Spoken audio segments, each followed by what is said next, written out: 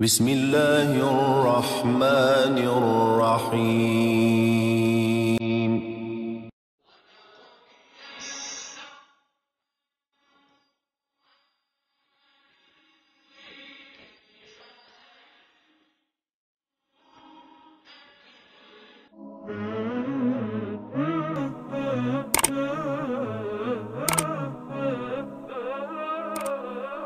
الحمد للہ رب العالمین والصلاة والسلام علی رسولہ الکریم وبعد۔ آج اللہ کے فضل و کرم سے ہم سورۃ الفتح سے پڑھنے جا رہے ہیں۔ سورۃ الفتح وہ سورہ مبارکہ ہے جو اللہ ذوالجلال والاکرام نے اس وقت نازل فرمائی جب رسول اللہ صلی اللہ علیہ وآلہ وسلم حدیبیہ سے واپس آ رہے تھے۔ جب آپ حدیبیہ سے واپس ہوئے صلح کے بعد تو اس وقت اللہ تعالیٰ نے یہ سورہ مبارکہ نازل فرمائی۔ یہ ذوالقعدہ سن 6 ہجری کی بات ہے۔ رسول اللہ صلی اللہ علیہ وآلہ وسلم 1400 صحابہ کے ساتھ عمرہ کرنے کے لیے روانہ ہوئے۔ حدیبیہ کے مقام پر پہنچے تو مشرکین نے آپ کو عمرہ کرنے سے روک دیا۔ واقعہ بہرحال کافی طویل ہے، مختصر اس میں یہ ہے کہ دونوں طرف سے بار بار سفیروں کی آمد و رفت رہی۔ اس کے بعد پھر آخر کار 10 سال کے لیے صلح اور جنگ بندی کا معاہدہ ہو گیا۔ اس کی کچھ شروط مسلمانوں کو پسند نہیں تھیں، جو شرطیں لکھی گئیں صلح نامے میں، وہ کچھ شرطیں مسلمانوں کو ان میں سے پسند نہیں تھیں، مگر رسول اللہ صلی اللہ علیہ وآلہ وسلم نے صلح کی مصلحتوں کو مد نظر رکھتے ہوئے آپ نے انہیں قبول فرما لیا۔ بعد میں مسلمانوں نے صلح کے خوشگوار اثرات دیکھے تو بڑا اطمینان ہو گیا۔ اسی لیے صحابہ کرام رضوان اللہ علیہم اجمعین اس سورہ مبارکہ کی ابتدائی آیات میں جو اللہ نے ذکر کیا نا فتح، اس فتح سے مراد وہ صلح حدیبیہ لیا کرتے تھے۔ سیدنا انس، سیدنا براء بن عازب رضی اللہ عنہ اور دیگر، بلکہ ایک سفر میں سیدنا عمر رضی اللہ تعالی عنہ سے رسول اللہ صلی اللہ علیہ وسلم نے فرمایا، رات مجھ پر وہ صورت اتری ہے جو مجھے ہر اس چیز سے زیادہ محبوب ہے جس پر سورج طلوع ہوتا ہے۔ پھر رسول اللہ صلی اللہ علیہ وسلم نے سورہ فتح تلاوت فرمائی۔ جس وقت سورہ فتح نازل ہوئی تو عمر رضی اللہ تعالی عنہ نے کہا، اے اللہ کے رسول صلی اللہ علیہ وسلم، کیا یہ فتح ہے؟ آپ صلی اللہ علیہ وآلہ وسلم نے فرمایا ہاں۔ تو سیدنا عمر رضی اللہ تعالی عنہ کا دل خوش ہو گیا، وہ خوش ہو گئے اور واپس چلے گئے۔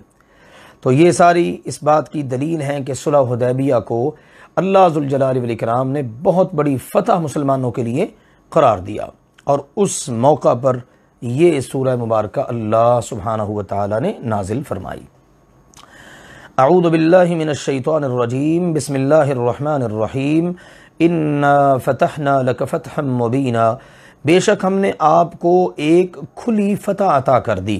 صلح حدیبیہ کی صورت میں 10 سالہ معاہدہ طے پا گیا اور جنگ بندی ہو گئی، اور اس کے بعد اللہ تعالیٰ نے فتوحات کے دروازے کھول دیے تاکہ اللہ ذوالجلال والاکرام آپ کے لیے بخش دے وہ سب جو آپ سے پہلے ہوا اور جو آپ سے بعد میں ہو، یعنی جو کچھ پہلے ہوا جو کچھ بعد میں ہو وہ سب اللہ معاف کر دے۔ کبیرہ گناہ یا جان بوجھ کر گناہ یہ تو انبیاء کرام علیہم السلام سے ممکن ہی نہیں، البتہ بعض اوقات بشری تقاضوں کے مطابق کوئی بھول ہو گئی، کوئی خطا ہو گئی، اس پر بھی اللہ تعالیٰ قائم نہیں رہنے دیتا۔ اپنے انبیاء کو، یہ انبیاء کا منصب ہے، ان کی عظمت ہے، ان کا باقی سب سے ایک جدا گانا ایک فرق ہے، اللہ تعالیٰ اس پر قائم نہیں رہنے دیتا، اللہ تعالیٰ وحی کر کے اس کی اصلاح فرما دیتا ہے۔ تو ان بشری تقاضوں کے مطابق جو لغزش ہو، جو آگا پیچھا ہو جائے، اللہ تعالیٰ نے اپنے پیغمبر صلی اللہ علیہ وسلم کو خوشخبری سنا دی، اللہ نے وہ سب بھی آپ کا معاف کر دیا ہے، سبحان اللہ، اور اپنی نعمت آپ پر پوری فرما دی اور آپ کو سیدھے راستے پر چلا دیا۔ یہ اللہ تعالیٰ کی طرف سے اللہ کی مختلف نعمتیں نبی پاک صلی اللہ علیہ وسلم پر، یہ ان کے تذکرے ہیں، سبحان اللہ۔ اور اللہ ذوالجلال والاکرام نے آپ کی بڑی زبردست مدد فرمائی، سبحان اللہ، اپنی نعمتوں کو پورا کر دیا، دین مکمل کر دیا، دین کو غالب کر دیا، اور دین کی جیت ہو گئی، مسلمانوں کی جیت ہو گئی، آپ کو صراط مستقیم پر گامزن کر دیا، دعوت، جہاد، تبلیغ اور سلطنت کے معاملات سب میں آپ کی زبردست رہنمائی فرمائی، اور آپ کی اللہ ذوالجلال والاکرام نے زبردست مدد کی ہے، ٹھیک ہے نا، اور اس میں مدد کے آثار بالکل واضح تھے، اور اس کے بعد جو حالات بنے اس نے تو بالکل ان چیزوں کو نمایاں کر دیا کہ حدیبیہ کے مقام پر جو صلح ہوئی، اللہ نے اس میں کتنی زیادہ مسلمانوں کو عزت عطا کی۔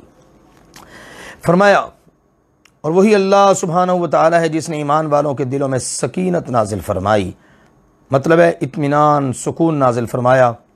بہت سارے مواقع ایسے آئے کہ جن مواقع پر اس بات کا خطرہ تھا کہ کہیں مشرکین مکہ مسلمانوں کو نقصان نہ پہنچائیں۔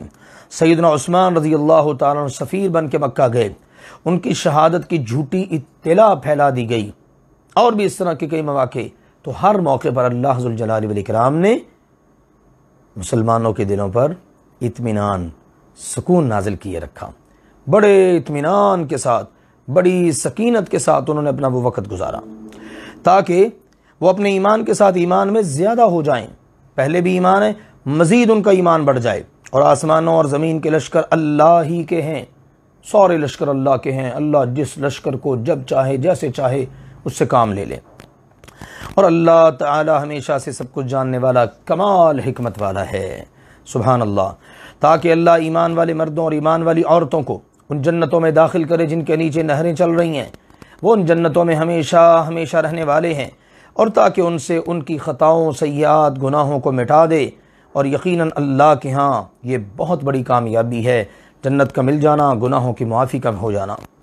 تو اللہ تعالیٰ نے یہ مختلف مراحل سے مسلمانوں کو گزارا، تکالیف سے گزارا، آزمائشوں سے گزارا، بڑی گھبراہٹ کے اوقات آئے، بڑے بڑے مشکل مراحل آئے اس دوران بھی، اور اس کے نتائج یہ شاندار اور خوبصورت تھے۔ پھر اللہ نے فرمایا، اور تاکہ اللہ تعالیٰ منافق مردوں، منافق عورتوں، مشرک مردوں، مشرکہ عورتوں کو کہ جو اللہ کے بارے میں وہ برے گمان رکھتے ہیں، الٹے گمان کرتے ہیں، ان کو اللہ تعالیٰ عذاب دے۔ خبردار، برائی کا چکر انہی پر ہے، بری گردش انہی پر ہے۔ مسلمانوں کے بارے میں ہمیشہ خیال کرتے کہ اب مسلمان گئے، اب مسلمان ختم، اب مسلمان پر جناب حالات کا برا دور چلنے والا ہے۔ اللہ تعالیٰ نے فرمایا یہ سب انہی پر ہے، اور ان پر اللہ کا غضب ہوا، اور ان پر اس اللہ نے لعنت کی، اور ان کے لیے جہنم کو تیار کیا ہے، اور وہ بہت برا ٹھکانہ ہے۔ ایمان والوں کے لیے کتنی خوشخبریاں ہیں، اور منافقوں اور مشرکوں کے لیے اللہ کی طرف سے کتنی سخت وعیدیں ہیں، ان کا کردار کتنا بھیانک ہے۔ اللہ کے دین کو نقصان پہنچانا، اللہ کے رسول کو نقصان پہنچانا، اللہ کے بارے میں بدگمانیاں کرنا، اللہ فتح نہیں دے گا، یہ کیسے حالات بن گئے ہیں، اللہ کے تو وعدے ہی اس قسم کے ہیں، معاذ اللہ ثم معاذ اللہ، اللہ ہمارے ساتھ ارادہ کیا رکھتا ہے، کیا چاہتا ہے، اس قسم کی باتیں۔ تو اللہ ذوالجلال والاکرام نے ان کے بارے میں سخت وعید نازل فرمائی ہے۔ ارشاد فرمایا، آسمانوں اور زمین کے لشکر سارے اللہ ہی کے ہیں، اور اللہ ہمیشہ سے ہر چیز پر پوری طرح غالب، کمال حکمتوں والا ہے۔ بے شک ہم نے آپ صلی اللہ علیہ وآلہ وسلم کو گواہی دینے والا، خوشخبری دینے والا اور ڈرانے والا بنا کر بھیجا ہے۔ جس طرح سورۃ الاحزاب میں اللہ تعالیٰ نے آپ کے مناصب عالیہ کو ذکر کیا، اسی طرح یہاں پر بھی ذکر فرمایا تاکہ تم اللہ اور اس کے رسول پر ایمان لاؤ۔ مسلمانوں، تمہاری طرف ہمارا رسول آیا ہے، اور ہمارے رسول کے منصب ہیں گواہی دینے والے، خوشخبریاں سنانے والے، ڈرانے والے۔ اب تمہارا کیا کام بنتا ہے کہ تم اللہ پر اور اس کے رسول پر ایمان لاؤ، اور اس پیغمبر کی مدد کرو، اس کا ہاتھ بٹاؤ، اس کی عزت کرو، اس کا احترام کرو، اس کی تعظیم کرو، اس کا خیال کرو، سبحان اللہ، اور دن کے شروع اور آخر میں اس اللہ کی تسبیح کرو۔ بے شک وہ لوگ جو آپ سے بیعت کرتے ہیں وہ در حقیقت اللہ ہی سے بیعت کرتے ہیں۔ حدیبیہ کے مقام پر جب اطلاع ملی کہ سیدنا عثمان رضی اللہ تعالیٰ عنہ کو شہید کر دیا گیا ہے، تو نبی اکرم صلی اللہ علیہ وسلم نے اپنے صحابہ کرام سے بیعت لی، اور بیعت لیتے ہوئے آپ علیہ الصلوۃ والسلام نے ان کو بتایا، مثال کے طور پر یوں ہاتھ، اس کے اوپر صحابہ کرام کے ہاتھ آتے چلے گئے، ہر صحابی کا ہاتھ، اوپر آپ نے اپنا دوسرا ہاتھ رکھا اور کہا یہ عثمان کا ہاتھ ہے۔ سبحان اللہ، ان مبارک ہاتھوں کی عظمت کے کیا کہنے، جن کے اوپر اللہ کے رسول صلی اللہ علیہ وسلم نے اپنا ہاتھ رکھ کے کہا یہ عثمان کا ہاتھ ہے۔ پھر عثمان رضی اللہ عنہ کی عظمت کے کیا کہنے، سبحان اللہ، کہ اللہ کے نبی نے اپنا ہاتھ عثمان کا ہاتھ قرار دے دیا۔ پھر سب سے بڑھ کر یہ اللہ نے یہاں پر بیان کیا ہے اللہ کا ہاتھ ان کے ہاتھوں کے اوپر ہے۔ سبحان اللہ، ان تمام ہاتھوں کے اوپر کس کا ہاتھ ہے؟ اللہ کا ہاتھ ہے۔ تو اللہ تعالیٰ نے بتا دیا یہ لوگ آپ سے بیعت نہیں کر رہے تھے، اللہ سے بیعت کر رہے تھے، کیونکہ آپ بیعت لے رہے تھے اللہ کے حکم کے مطابق۔ آپ کی بات ماننا اللہ کی بات ماننا ہے، آپ کے ہاتھ پہ بیعت کرنا اللہ کے ہاتھ پہ بیعت کرنا ہے، اور اللہ کا ہاتھ ان سب کے ہاتھوں کے اوپر ہے۔ پھر جس نے عہد توڑا تو در حقیقت وہ اپنی ہی جان پر عہد توڑتا ہے، یعنی اس کے عہد توڑنے کا وبال اس کی جان پر پڑے گا، اللہ کو کوئی نقصان نہیں۔ سبحان اللہ، اور کسی ایک نے بھی وہ عہد نہیں توڑا، خصوصاً اس لیے کہ بیعت خون عثمان کے قصاص کے لیے لڑائی کے متعلق لی گئی تھی، اور اس کا دورانیہ بیعت سے لے کر صلح ہونے تک تھا، لہٰذا اس دورانیے میں کسی ایک نے بھی اس بیعت کو نہیں توڑا۔ سبحان اللہ۔ اللہ تعالیٰ نے فرمایا اور جس نے وہ بات پوری کی جس پر اس نے اللہ سے عہد کیا تھا تو وہ اسے جلد ہی بہت بڑا اجر دے گا، اللہ تعالیٰ اسے بہت بڑا اجر عطا فرمائے گا جس نے اپنے عہد کی پاسداری کی۔ اللہ ذوالجلال والاکرام بہت بڑا اجر دینے والا ہے ان کو، اور سب نے پاسداری کی، کوئی ایک بھی پیچھے نہ ہٹا، لہٰذا اللہ ذوالجلال والاکرام نے بہت بڑے اجر سے ان کو نوازا۔ اب اس سب کے باوجود اگر کوئی شخص ان مبارک ہستیوں کے بارے میں طرح طرح کی باتیں کرے، اس کا مطلب ہے کہ اس کا اپنا ایمان ہی نہیں ہے بیچارے کا۔ اللہ نے فرمایا ان قریب بدویوں میں سے، دیہات میں رہنے والوں میں سے پیچھے چھوڑ دیے جانے والے آپ صلی اللہ علیہ وسلم سے کہیں گے کہ ہمارے اموال اور ہمارے گھر والوں نے ہمیں مشغول رکھا، اس لیے جناب ہم آپ کے ساتھ نہیں جا سکے۔ نبی کریم صلی اللہ علیہ وسلم نے جب عمرہ کرنے کے لیے جانے کا ارادہ فرمایا تو مدینہ کے ارد گرد کے اعراب کو ساتھ چلنے کے لیے کہا تاکہ اہل مکہ مسلمانوں کی تعداد دیکھ کر انہیں عمرہ کرنے سے نہ روکیں، مگر ان میں سے بہت سارے لوگ جان بوجھ کر پیچھے رہ گئے، اور جب آپ واپس پیچھے آئیں گے نا پلٹ کر تو آپ ان سے پوچھیں گے تو وہ یہ جواب دیں گے، یہ لوگ اگرچہ منافق نہیں تھے مگر ابھی تک ایمان ان کے دلوں میں پوری طرح گھر نہیں کر سکا تھا۔ تو اللہ ذوالجلال والاکرام نے فرمایا جس وقت آپ جائیں گے تو وہ اس طرح کی باتیں کریں گے اور کہیں گے جناب آپ ہمارے لیے بخشش کی دعا کر دیجئے۔ اللہ نے فرمایا وہ اپنی زبانوں سے کہتے ہیں جو ان کے دلوں میں نہیں، دلوں میں کچھ ہے زبانوں پر کچھ ہے، یہ ان کی حالت ہے۔ یعنی یہ لوگ مدینہ پہنچنے پر اپنی زبانوں سے وہ باتیں کہیں گے جو ان کے دلوں میں نہیں ہیں، مال مویشی اور اہل و عیال کی رکاوٹ ان کا جھوٹا بہانہ ہے، اسی طرح ان کا استغفار کے لیے کہنا محض بناوٹ ہے، ورنہ گناہ کا ایسا ہی احساس ہوتا تو آپ کے ساتھ کیوں نہ چلے جاتے۔ اس لیے اللہ ذوالجلال والاکرام نے واضح کر دیا ہے کہ وہ اپنی زبانوں سے وہ کہتے ہیں جو ان کے دلوں میں نہیں۔ فرما دیجئے پھر کون ہے جو اللہ سے تمہارے لیے کسی چیز کا اختیار رکھتا ہو، اگر وہ تمہارے بارے میں کسی نقصان کا ارادہ کرے یا وہ تمہارے ساتھ کسی فائدے کا ارادہ کرے۔ اللہ تمہیں نقصان کرنا چاہے، اللہ تمہیں فائدہ پہنچانا چاہے، کائنات میں کوئی ہے جو تمہارے کسی کام بھی آ سکے، کسی بھی کام آ سکے، فائدے کے لحاظ سے نقصان کے لحاظ سے؟ بلکہ سنو اللہ سبحانہ و تعالی اس سب سے جو تم کر رہے ہو ہمیشہ سے پوری طرح باخبر ہے، اللہ کو سب پتہ ہے۔ بلکہ تم نے گمان کیا کہ رسول صلی اللہ علیہ وسلم اور ایمان والے کبھی اپنے گھر والوں کی طرف واپس پلٹ کر نہیں آئیں گے، بس اب وہیں مارے جائیں گے۔ یہ ہر بار ایسا ہی ہوتا، ہر بار ایسا ہی سمجھا جاتا کہ بس یہ اب گئے ہیں ابھی واپس نہیں پلٹیں گے۔ اللہ تعالی نے فرمایا اور یہ بات تمہارے دلوں میں خوشنما بنا دی گئی اور تم نے گمان کیا برا گمان اور تم ہلاک ہونے والے تھے، تم ہو ہی ہلاک ہونے والے۔ اللہ کے بارے میں بدگمانی، اللہ کے رسول کے بارے میں، مسلمانوں کے بارے میں اس طرح کی سوچ رکھنا اور اس طرح ان کے نقصان کے بارے میں ہمیشہ سوچتے رہنا۔ سنو، اور جو شخص اللہ اور اس کے رسول پر ایمان نہ لایا تو یقیناً ہم نے کافروں کے لیے بھڑکتی ہوئی آگ تیار کر رکھی ہے، اور آسمانوں اور زمین کی بادشاہی اللہ ہی کی ہے، وہ جسے چاہتا ہے بخش دیتا ہے اور جسے چاہتا ہے عذاب دیتا ہے، اور اللہ تعالی ہمیشہ سے بہت بخشنے والا بہت رحم فرمانے والا ہے۔ ان قریب پیچھے چھوڑ دیے جانے والے لوگ کہیں گے جب تم کچھ غنیمتوں کی طرف چلو گے، جب مال غنیمت حاصل کرو گے نا، اس کو حاصل کرنے کے لیے تاکہ تم انہیں حاصل کرو، تو اس وقت وہ پیچھے چھوڑ دیے گئے لوگ کہیں گے ہمیں چھوڑو۔ تو یہ ان کی ادا ہے یہ ان کا طریقہ کار ہے کہ جس وقت انہوں نے مال حاصل کرنا ہوتا ہے، غنیمت، دنیا کا مال و متاع، تو پھر کہتے ہیں مسلمانوں ہم تمہارے ساتھ ہیں، اور جس وقت خون دینے کی باری آتی ہے، تکلیفیں اٹھانے کی باری آتی ہے، پھر پیچھے رہتے ہیں اور طرح طرح کے بہانے کرتے ہیں۔ تو اللہ ذوالجلال والاکرام نے یہ بات فرما دی کہ در حقیقت ان کا اللہ رسول پر ایمان نہیں ہے، جس کا اللہ رسول پر ایمان نہیں ہے نا، تو یقیناً ہم نے ایسے کافروں کے لیے بھڑکتی آگ تیار کی ہے۔ آسمانوں کا زمین کا بادشاہ اکیلا اللہ ہے، جسے چاہتا ہے معاف کر دیتا ہے، جسے چاہتا ہے عذاب دیتا ہے، اللہ ہے ہی بخشنے والا، رحم کرنے والا۔ پھر اللہ نے بتایا کہ جس وقت تم غنیمتیں حاصل کرنے کے لیے مسلمانوں نکلو گے نا، تمہاری فتح کنفرم نظر آئے گی، تو کہیں گے جناب ہمیں بھی اپنے ساتھ لے چلو، چھوڑو ہمیں، پیچھے کی باتیں چھوڑو، پرانی باتیں، ہم تمہارے ساتھ چلتے ہیں۔ اللہ تعالیٰ بلکہ تم نے گمان کر نہیں آئیں گے۔ ہمیشہ آپ کے بارے میں ایسا ہی گمان کیا جاتا اور ایسا ہی سمجھا جاتا کہ بس اب چلے گئے ہیں، اب انہوں نے کہاں واپس پلٹنا ہے۔ تو اللہ ذوالجلال والاکرام نے ان کو بتایا کہ دیکھو تم نے اللہ کے رسول کے بارے میں، ایمان والوں کے بارے میں یہ گمان کیا کہ وہ اپنے گھر والوں میں واپس پلٹ کر نہیں آئیں گے، اور اس بات کو تمہارے دلوں میں خوبصورت بنا دیا گیا، خوشنما کر دیا گیا، شیطان نے اس کو تمہارے دلوں میں مزین کر دیا کہ بس اب گئے، اور اپنے دل ہی دل میں یہ لوگ خوش ہو رہے تھے، اور تم بدگمانی کر رہے تھے، برا گمان تم نے کیا، اور تم تو ہو ہی ہلاک ہونے والے لوگ۔ تو یہ ان کا کردار تھا، یہ ان کی حالت تھی، جو مدینہ شہر سے باہر بیٹھے ہوئے مختلف دیہاتوں کے لوگ۔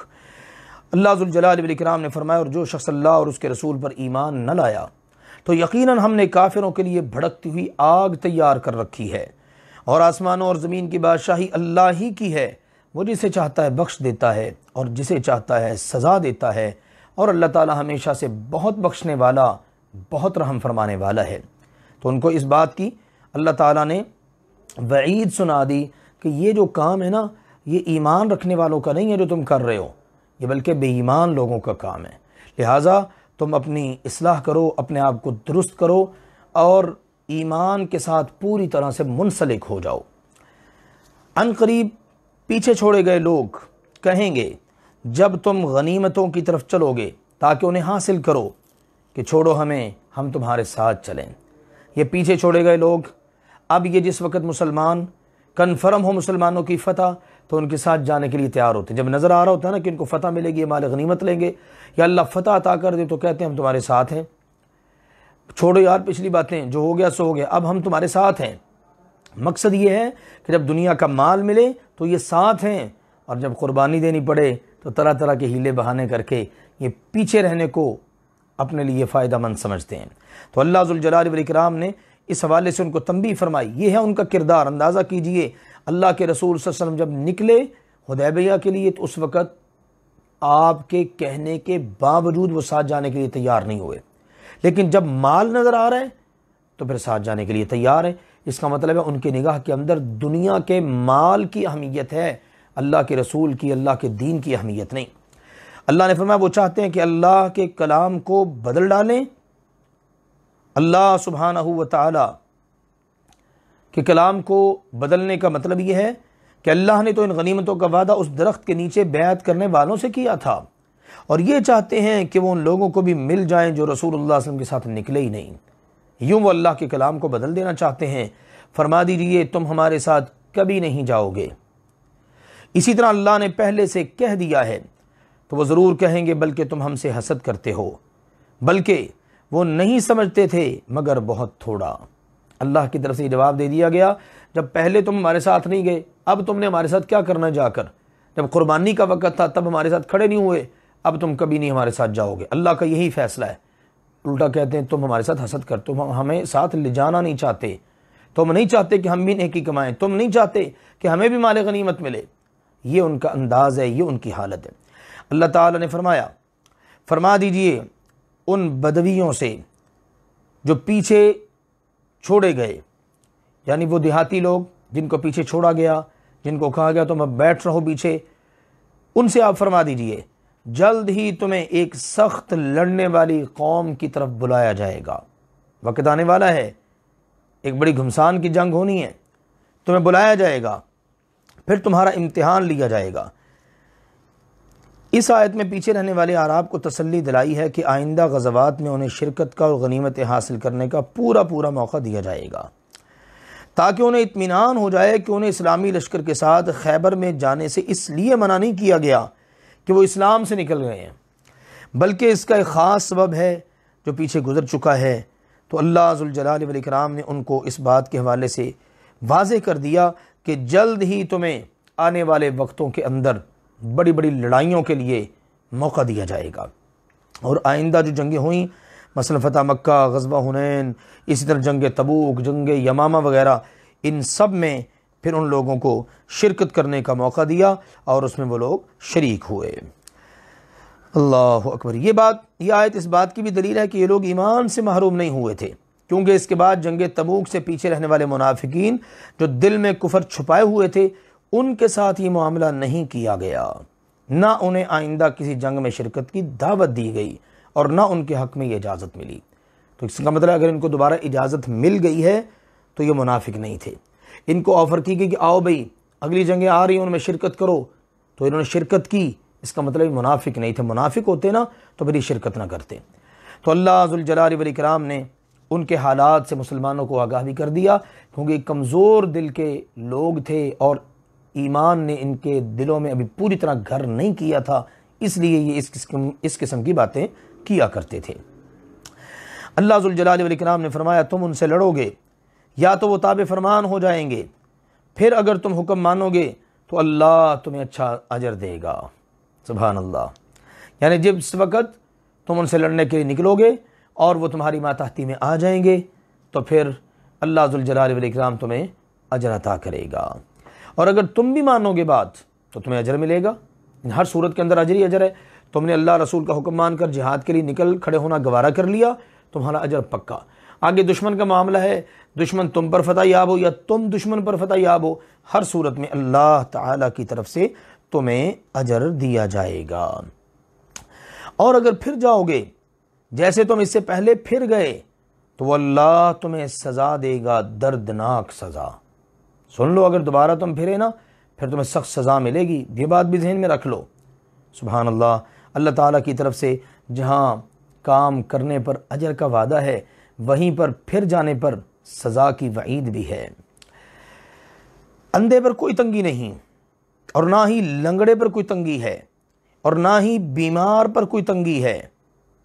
یہ لوگ اگر نہ جا سکیں تو ان کے ساتھ کوئی زبردستی نہیں ہے، اور جو اللہ اور اس کے رسول کا حکم مانے گا وہ اللہ اسے ان باغوں میں داخل کرے گا جن کے نیچے نہریں بہتی ہیں، اور جو پھر جائے گا وہ اللہ سبحانہ و تعالیٰ اسے دردناک سزا دے گا۔ دونوں باتوں کو مد نظر رکھ لو، جو عذر والے ہیں ان کو اللہ ذوالجلال والاکرام نے ویسے رخصت دے دی، چلو اگر نہ بھی جا سکو تو کوئی حرج نہیں۔ جس کا عذر کوئی نہیں، ٹھیک ٹھاک ہے، جا سکتا ہے، پھر نہ جائے گا تو اس کے لیے سخت وعید ہے۔ لقد رضی اللہ عن المؤمنین، بلا شبہ یقیناً اللہ ایمان والوں سے راضی ہو گیا جب وہ اس درخت کے نیچے آپ صلی اللہ علیہ وسلم سے بیعت کر رہے تھے۔ اس درخت کے نیچے بیعت کرنے والے صحابہ کرام کو بیعت کے وقت ہی اللہ تعالی نے کائنات کی سب سے بڑی نعمت عطا کر دی، اور وہ ہے اللہ کی رضا، اللہ کی خوشنودی۔ اس سے بڑی نعمت کوئی بھی نہیں ہو سکتی۔ تو جن ایمان والوں سے اللہ نے اپنی رضا کا اعلان کر دیا، ساری دنیا مل کر بھی معاذ اللہ ان کو بے ایمان ثابت کرے، وہ ثابت کرنے والے تو بے ایمان ہو سکتے ہیں، یہ لوگ بے ایمان نہیں ہو سکتے۔ پھر اللہ کی رضا ان کے لیے کہ جن کے ایمان کی گواہی اللہ نے دی ہے۔ اللہ نے فرمایا تو اس اللہ نے جان لیا جو ان کے دلوں میں تھا، پس ان پر سکینت نازل کر دی کہ ان کے دلوں کے اندر ایمان ہے اور قربانی کا جذبہ ہے، آپ پر اپنی جانیں نچھاور کر دینے والے ہیں، تو اللہ نے ان پر اطمینان، سکون نازل کر دیا، اور انہیں بدلے میں ایک قریب فتح عطا فرمائی، جلد مل جانے والی فتح عطا فرمائی، اور وہ خیبر کی فتح تھی جو اللہ سبحانہ و تعالی نے اس کے بعد مسلمانوں کو جلد ہی عطا فرما دی۔ اس میں کوئی ٹائم نہیں لگا، وقت نہیں لگا، اور بہت سی غنیمتیں جنہیں وہ حاصل کریں گے۔ اس سے مراد خیبر اور یہود کی دوسری بستیاں کہ جہاں سے مسلمانوں کو وافر مقدار کے اندر مال غنیمت ملا، اور اللہ ہمیشہ سے سب پر غالب کمال حکمت والا ہے۔ اللہ نے تم سے بہت سی غنیمتوں کا وعدہ کیا جنہیں تم حاصل کرو گے۔ اس سے مراد صلح حدیبیہ، خیبر اور اس کے ارد گرد کے علاقوں اور بستیوں کی فتوحات، اور پھر اس کے ساتھ ہی اللہ ذوالجلال والاکرام نے فتح مکہ کی بھی نوید سنا دی اور بہت ساری غنیمتیں مسلمانوں نے حاصل کی۔ پھر اس نے تمہیں یہ جلدی عطا کر دی اور لوگوں کے ہاتھ تم سے روک دیے، اور تاکہ یہ ایمان والوں کے لیے ایک نشانی بنے، اور تاکہ وہ اللہ تمہیں سیدھے راستے پر چلائے۔ کئی دفعہ کوشش کی، حدیبیہ کے مقام پر صلح کی جب بات چیت چل رہی تھی، اس دوران بھی مشرکین نے کہ اس دوران کوئی نہ کوئی ایسی افراتفری مچا دی جائے، کوئی لڑائی کے آگ کو بھڑکا دیا جائے۔ اللہ ذوالجلال والاکرام نے وہ سارے کے سارے منصوبے ان کے ناکام کر دیے اور دشمنوں کے ہاتھوں کو تم سے روک دیا۔ اسی طرح مسلمان جہاں بھی گئے، خیبر کے مقام پر گئے، دشمن کو لڑنے کی جرت ہی نہیں ہوئی۔ اللہ ذوالجلال والاکرام نے ان کے دلوں میں رعب ڈال دیا اور ان کے ہاتھ مسلمانوں کی طرف بڑھنے سے اللہ نے روک دیے، اور اس کو اللہ ذوالجلال والاکرام نے مسلمانوں کو جلد ملنے والی فتوحات میں شمار کیا اور مسلمانوں کے لیے اس کو بہت بڑی نشانی قرار دیا ہے۔ اللہ ذوالجلال والاکرام نے فرمایا، اور کئی اور غنیمتوں کا بھی اللہ ذوالجلال والاکرام نے تم سے وعدہ کیا جن پر تم قادر نہیں ہوئے، یقیناً اللہ نے ان کا احاطہ کر رکھا ہے۔ یعنی اور بھی بہت ساری نعمتیں، جس سے مراد سب سے پہلے مکہ کی فتح ہے، بہت بڑی غنیمت تھی، اور یہ بہت ساری فتوحات کا دروازہ۔ اور اس کے بعد بھی مسلمانوں نے خلفائے راشدین کے ادوار کے اندر، نبی کریم صلی اللہ علیہ وسلم کے آخری زندگی مبارک کے جو آخری ایام ہیں ان کے اندر بہت ساری فتوحات حاصل کی، وہ ساری کی ساری اللہ نے اس کی بھی نوید سنا دی، اور فرمایا اللہ ذوالجلال والاکرام نے، اور اللہ ہمیشہ سے ہر چیز پر پوری طرح قادر ہے، وہ اس بات پر قادر ہے کہ تمہیں جلد یا بدیر فتوحات عطا کرے، اور اللہ تعالیٰ تمہیں غنیمتوں سے مالا مال فرما دے۔ اور اگر وہ لوگ جنہوں نے کفر کیا تم سے لڑتے تو یقیناً پیٹھ پھیر جاتے، اگر ان کی جرت ہوتی کہ تم پر حملہ آور ہو ہی جائیں تو مقابلے میں تم آتے تو پیٹھ پھیر کر بھاگ جاتے، پھر وہ نہ کوئی حمایتی پائیں گے اور نہ کوئی مددگار، اللہ کے اس طریقے کے مطابق جو پہلے سے گزر چکا ہے، اور آپ اللہ کے طریقے میں ہرگز کوئی تبدیلی نہیں پائیں گے۔ یعنی اللہ تعالیٰ کا یہ طریقہ پہلے سے چلا آ رہا ہے، پہلے انبیاء کے اندر بھی اور آپ علیہ الصلوۃ والسلام کی زندگی میں بھی۔ اور وہی اللہ ہے جس نے مکہ کی وادی میں ان کے ہاتھ تم سے اور تمہارے ہاتھ ان سے روک دیے، اس کے بعد کہ تمہیں ان پر فتح دے دی۔ جب نبی کریم صلی اللہ علیہ وسلم اور صحابہ کرام بات چیت کے مراحل سے گزر رہے تھے، تو اس وقت مشرکین مکہ نے کئی بار کوشش کی اور چھپ کر بھی کوشش کی کہ صحابہ کرام کو، رسول اللہ صلی اللہ علیہ وسلم کو تکلیف پہنچائیں یا ان پر حملہ آور ہوں، تو اللہ تعالیٰ نے ان کے ہاتھوں کو روک دیا، ان کو اللہ نے آگے بڑھنے کی توفیق ہی نہیں دی۔ سیدنا انس رضی اللہ عنہ بیان کرتے ہیں کہ اہل مکہ میں سے 80 مسلح آدمی جبل تنعیم سے اتر کر آئے، وہ نبی کریم صلی اللہ علیہ وسلم اور آپ کے صحابہ اکرام کی غفلت سے فائدہ اٹھانا چاہتے تھے، مگر آپ نے انہیں زندہ سلامت گرفتار کر لیا، پھر انہیں زندہ ہی رہنے دیا، تو اللہ نے یہ آیت اتار دی۔ اللہ نے یہ آیت اتار کر بتا دیا، دیکھو مسلمانوں، اللہ نے تمہاری کیسے کیسے مدد کی، مسلح 80 افراد اللہ نے تمہارے ہاتھوں میں گرفتار کروا دیے، اور اللہ نے ان پر تمہیں فتح عطا کی، اور اللہ اس سب کو ہمیشہ سے خوب دیکھنے والا ہے جو تم کرتے ہو۔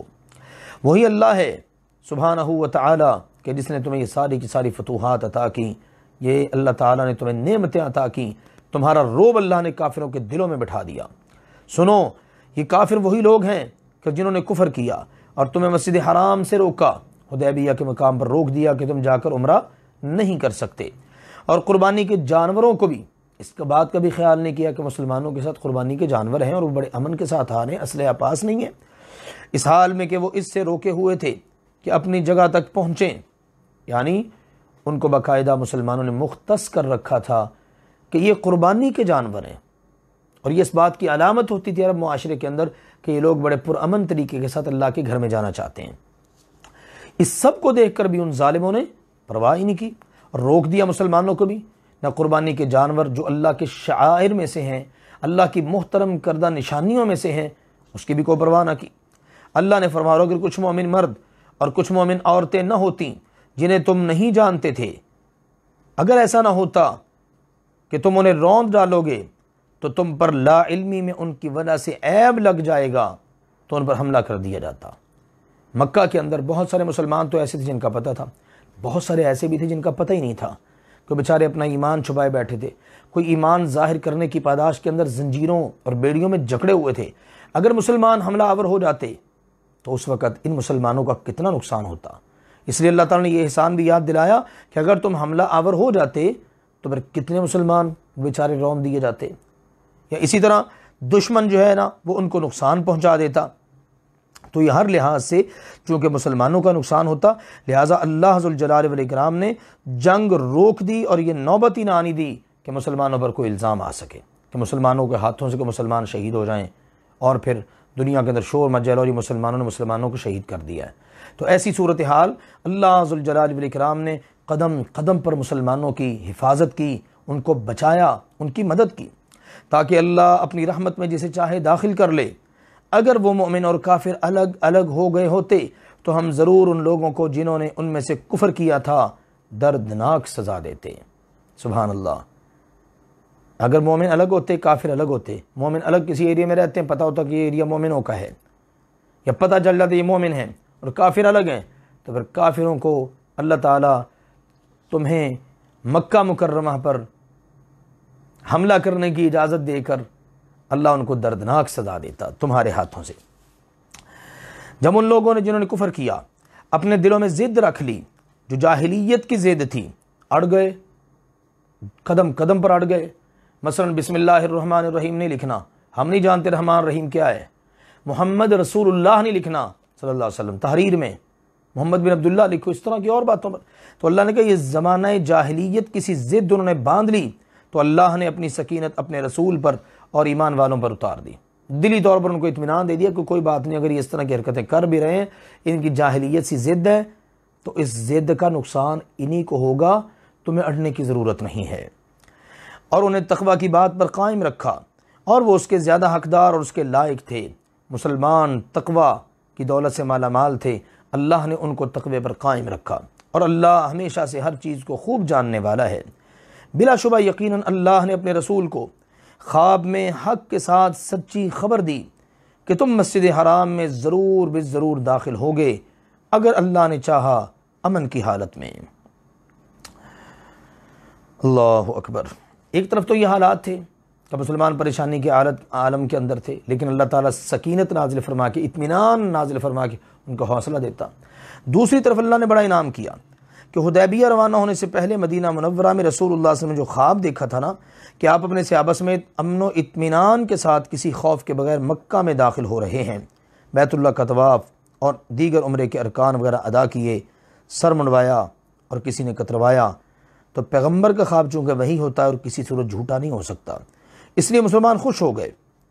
اب انہوں نے سوچا کہ مکہ میں داخل ہونا ہے، مگر جب مکہ پہنچے تو وہاں اس کے قریب حدیبیہ کے مقام پر ان کو روک لیا گیا۔ تو اب جب وہاں سے واپس پلٹے نا تو بعض صحابہ کے دلوں میں اس کے متعلق کچھ تردد پیدا ہوا کہ خواب پورا نہیں ہوا، یہ کیا بات ہوئی، نبی کا خواب تو جھوٹا ہو ہی نہیں سکتا، اور اب خواب پورا ہو نہیں سکا، ہم عمرہ کیے بغیر واپس جا رہے ہیں۔ تو اس وقت اللہ تعالیٰ نے یہ آیت نازل فرمائی اور واضح کر دیا کہ پیغمبر صلی اللہ علیہ وسلم کو یہ خواب ہم نے دکھایا اور یہ بالکل سچ ہے جو یقیناً پورا ہوگا۔ چنانچہ اس کے مطابق آپ صلی اللہ علیہ وسلم اگلے سال مکہ معظمہ میں داخل ہوئے اور امن و اطمینان کے ساتھ عمرہ ادا کر کے واپس تشریف لے گئے۔ یہ ہے صورتحال اللہ تعالیٰ کی طرف سے، اللہ اپنے وعدوں کو پورا کرنے پر پوری طرح سے قادر ہے۔ تو امن کی حالت میں تم داخل ہوگے، کوئی اپنے سر منڈواتے ہوں گے اور کچھ کترواتے ہوں گے، کوئی تمہیں ڈر نہیں ہوگا، تو اس نے جانا جو تم نے نہیں جانا۔ اللہ کو سب پتہ ہے، تمہیں کچھ پتہ نہیں۔ اللہ ذوالجلال والاکرام کو پتہ ہے کون سا عمل، کون سا کام کس وقت پر مناسب ہے۔ تو اس نے اس سے پہلے ایک قریب فتح رکھ دی، سبحان اللہ، یعنی اس سے پہلے اللہ ذوالجلال والاکرام نے قریب میں ایک فتح رکھ دی۔ اس فتح قریب سے مراد بعض اہل علم نے فتح خیبر لی ہے اور بعض نے صلح حدیبیہ لی ہے۔ بہرحال اللہ ذوالجلال والاکرام نے پے در پے مسلمانوں کو فتوحات عطا کی اور ان کے لیے راستے اور دروازے ہموار کر دیے۔ وہی اللہ ہے جس نے اپنا رسول ہدایت اور دین حق کے ساتھ بھیجا تاکہ اسے ہر دین پر غالب کر دے، اور اللہ گواہ کے طور پر بہت کافی ہے۔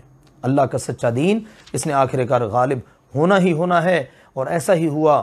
اللہ کا سچا دین غالب ہوا، باقی جتنے ادیان تھے جھوٹے وہ سارے کے سارے مغلوب ہو گئے۔ محمد صلی اللہ علیہ وسلم اللہ کے رسول ہیں، اور وہ لوگ جو ان کے ساتھ ہیں کافروں پر بہت سخت ہیں۔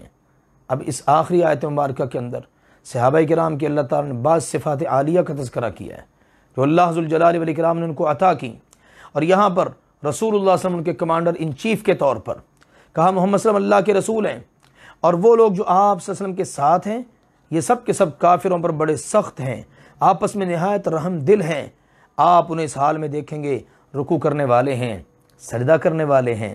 کیسی خوبصورت صفات ہیں ان لوگوں کی، اپنے رب کا فضل اور اس کی رضا ڈھونڈتے ہیں، ایسے ایسے کام کرتے ہیں کہ بس اللہ کی رضا مل جائے، اللہ کا فضل ہمارے اوپر ہو جائے۔ ان کی شناخت ان کے چہروں میں موجود ہے، سجدے کرنے کے اثر سے سجدے کرتے ہیں تو سجدے کرنے کے نشانات ان کے چہروں پر موجود ہیں، اور یہی ان کی سب سے بڑی شناخت ہے۔ یہ ان کا وصف تورات میں ہے اور انجیل میں۔ ان کا وصف اس کھیتی کی طرح ہے جس نے اپنی کونپل نکالی۔ اللہ ذوالجلال والاکرام نے انجیل میں ان کا بیان کردہ وصف قدر تفصیل سے ذکر کر دیا اور بتا دیا اس سے پہلے یہ ان کے اوصاف جو اوپر ذکر ہوں یہ تورات میں بھی ہیں، انجیل میں بھی ہیں۔ البتہ انجیل میں ان کا ایک اور انداز کا وصف موجود ہے، اور وہ کیا ہے؟ ان کا وصف کونپل نکالی، پھر اسے مضبوط کیا، پھر وہ خوب موٹی ہوئی، پھر اپنے تنے پر سیدھی کھڑی ہو گئی۔ سبحان اللہ۔ کاشت کرنے والوں کو خوش کرتی ہے تاکہ وہ ان کے ذریعے کافروں کو غصہ دلائے۔ رسول اللہ صلی اللہ علیہ وسلم نے مکہ مکرمہ میں کس طرح کام شروع کیا دعوت کا، اور کس طرح ایک ایک بندہ دو بندے جڑتے چھوٹی سی کمزور جماعت تیار ہوئی، پھر پلتے بڑھتے، پھر مدینہ ہجرت کرنے کے بعد پھر وہاں سے بڑھتی سبحان اللہ اس عروج کو پہنچ گئی کہ آج ان کا یہ پھلتا پھولتا ہوا یہ دین اور ان کا پھیلاؤ اور ان کی کثیر تعداد اور ان کا مضبوط دین اور موقف کافروں کو بڑا غصہ دلاتا ہے۔ اللہ نے ان لوگوں سے جو ان میں سے ایمان لائے اور انہوں نے نیک اعمال کیے بڑی بخشش اور بہت بڑے اجر کا وعدہ کیا ہے۔ اللہ کی طرف سے ان کے لیے وعدے ہیں، تو جن کو اللہ نے معاف کر دیا ہے ساری کائنات ان کے بارے میں کچھ بھی کہتی رہے، اس سے ان کو کوئی فرق نہیں پڑتا۔ یہ اللہ ذوالجلال والاکرام کی طرف سے دیے گئے پیغامات ہیں اور یہ خوبصورت تعلیمات ہیں۔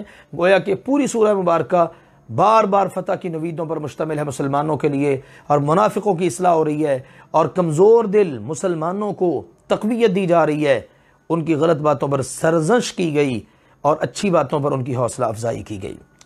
اس کے بعد سورۃ الحجرات ہے۔ سورۃ الحجرات 2 رکوع پر مشتمل سورہ مبارکہ ہے، انتہائی اہمیت کی حامل سورت ہے۔ اس کے بارے میں امام رازی رحمہ اللہ تعالیٰ کا فرمان ہے، اس سورت میں اللہ تعالیٰ نے ایمان والوں کو مکارم اخلاق کا سبق دیا ہے۔ مکارم اخلاق، بار بار مسلمانوں کو ایمان والو ایمان والو ایمان والو کہہ کر پکارا گیا ہے۔ اللہ ذوالجلال والاکرام نے اس میں بڑی زبردست ہدایات ارشاد فرمائی ہیں۔ اگر کوئی بھی معاشرہ کو گھرانہ ان 2 رکوع پر بھی عمل کر لے تو اللہ کے فضل و کرم سے بہت ساری معاشرتی برائیوں سے وہ بچ سکتا ہے۔ بسم اللہ الرحمن الرحیم، یا ایھا الذین آمنوا لا تقدموا بین یدی اللہ ورسولہ، اے ایمان والو اللہ اور اس کے رسول سے آگے نہ بڑھو، جو حکم مل گیا بس اسی پر عمل کرو، اپنے آپ کو ان سے آگے نہ بڑھاؤ۔ اللہ اور اس کے رسول سے آگے بڑھنا یعنی اپنی مرضی کے فیصلے نہ کرو، اللہ اور اس کے رسول کی نافرمانی نہ کرو۔ سیدنا عبداللہ بن عباس رضی اللہ عنہما کا کہنا، کتاب و سنت کے خلاف کوئی بات نہ کہو، ٹھیک ہے، بس قرآن سنت کے مطابق چلنا ہے، اور اللہ سے ڈرو، یقیناً اللہ سب کچھ سننے والا سب کچھ جاننے والا ہے۔ اے ایمان والو اپنی آوازیں نبی صلی اللہ علیہ وسلم کی آواز کے اوپر بلند نہ کرو، اپنی آواز کو اللہ کے نبی کی آواز سے اونچا بھی نہ کرو، یعنی آپ کی موجودگی یا آپ کی مجلس میں ایک دوسرے سے بات کرتے ہوئے بھی اپنی آوازیں آپ صلی اللہ علیہ وسلم کی آواز سے اونچی نہ کرو۔ صحیح بخاری میں ہے کہ ایک دفعہ رسول اللہ صلی اللہ علیہ وسلم کی موجودگی میں ابو بکر عمر رضی اللہ عنہما میں ایک بات پر تکرار ہو گئی اور دونوں کی آوازیں بلند ہو گئیں، تو اللہ ذوالجلال والاکرام نے یہ آیت مبارکہ نازل فرمائی۔ اللہ اکبر۔ ابن زبیر رضی اللہ عنہ نے فرمایا، پھر اس آیت کے بعد یعنی اس آیت کے نزول کے بعد عمر رضی اللہ تعالیٰ عنہ کی آواز رسول اللہ صلی اللہ علیہ وسلم کو سنائی نہیں دیتی تھی، اتنی آہستہ آواز میں وہ بات کرتے، اتنی آہستہ آواز میں کہ اللہ کے نبی کو سنائی نہ دیتی، اور آپ علیہ الصلوۃ والسلام ان سے دوبارہ پوچھتے تھے، عمر بتاؤ کیا بات کہی ہے تم نے؟ یہ ہے ادب رسول، یہ ہے احترام رسول، اور یہ ہے اس کا انداز، سبحان اللہ۔ تو اللہ تعالیٰ نے فرمایا دوسری بات یہ بھی مد نظر رکھو، اور نہ بات کرنے میں ان کے لیے آواز اونچی کرو۔ جب ان سے بات کرنی ہے نا، پھر بھی اونچی آواز میں بات نہیں کرنی، تمہارے بعض کے لیے آوازیں اونچی کرنے کی طرح، جس طرح تم ایک دوسرے سے بات کرتے وقت آواز اونچی کر لیتے ہو، اصرار کر لیتے ہو، اونچی آواز میں کسی دوسرے کو آواز دے لیتے ہو، اللہ تعالیٰ کی طرف سے اس بات کی بھی تمہیں اجازت نہیں ہے۔ اللہ اکبر۔ اللہ ذوالجلال والاکرام نے فرمایا ایسا نہ ہو کہ تمہارے اعمال ضائع ہو جائیں اور تمہیں پتہ بھی نہ چلے۔ بے شک وہ لوگ جو اللہ کے رسول کے پاس اپنی آوازیں پست رکھتے ہیں، نہ آپس میں بات کرتے ہو آواز اونچی کرتے ہیں، نہ اللہ کے رسول سے بات کرتے وقت اپنی آواز کو اونچا کرتے ہیں، فرمایا یہی وہ لوگ ہیں جن کے دل اللہ نے تقوی کے لیے چن لیے ہیں، ان کے لیے بہت بڑی بخشش ہے اور بہت بڑا اجر ہے۔ سبحان اللہ، کیا عظیم المرتبت ہیں صحابہ کرام رضوان اللہ علیہم اجمعین کہ جن کو اللہ ذوالجلال والاکرام نے تقوی اور ایمان کے لیے چن لیا اور ان کے دلوں کو اللہ نے پسند فرما لیا۔ فرمایا بے شک وہ لوگ جو آپ کو دیواروں کے باہر سے آوازیں دیتے ہیں ان کے اکثر نہیں سمجھتے۔ دیواروں کے پیچھے سے بعض اوقات لوگ آتے اور نبی کریم صلی اللہ علیہ وسلم کو آوازیں دیتے، حجروں کے پیچھے سے، من وراء الحجرات، حجروں کے پیچھے سے آپ کو آوازیں دیتے۔ بعض اوقات دوپہر کے وقت آپ خیراللہ فرما رہے ہوتے تو وہ آ کے اونچی آوازیں دینا شروع کر دیتے۔ اللہ تعالیٰ نے فرمایا یہ حجروں کے پیچھے سے آپ کو آوازیں دینے والے ان میں سے اکثر بے عقل ہیں۔ غور کیجئے، قریبی ہیں اور آپ حیات ہیں، وقتی آرام کر رہے ہیں، اگر آپ کو حجرے سے پیچھے سے آوازیں دینے والا بے عقل ہے آپ کی زندگی میں، تو آپ کے دنیا سے چلے جانے کے بعد ہزاروں سینکڑوں لاکھوں میل دور سے اگر کوئی بندہ آپ کو آواز دیتا ہے تو کیا وہ عقل مند ہوگا؟ وہ تو اس سے زیادہ بے عقل ہوگا۔ اس لیے دور یا نزدیک سے اللہ کے نبی کریم صلی اللہ علیہ وسلم کو آوازیں دینے کی بجائے اللہ کو ہر حال میں آواز دی جائے۔ اللہ تعالیٰ نے فرمایا اور اگر بے شک وہ لوگ صبر کرتے، حتیٰ کہ آپ خود اپنی مرضی سے ان کے پاس تشریف لاتے، تو یہ ان کے حق میں بہتر ہوتا۔ اور اللہ تعالیٰ ہمیشہ سے بہت بخشنے والا، بہت رحم فرمانے والا ہے، یعنی ان کو حجروں کے پیچھے سے آوازیں دینے کی بجائے انہیں صبر کرنا چاہیے تھا۔ ادب رسول، احترام رسول کا یہی تقاضا ہے، عقل مندی بھی یہی ہے، حتیٰ کہ آپ خود ان کے پاس تشریف لاتے۔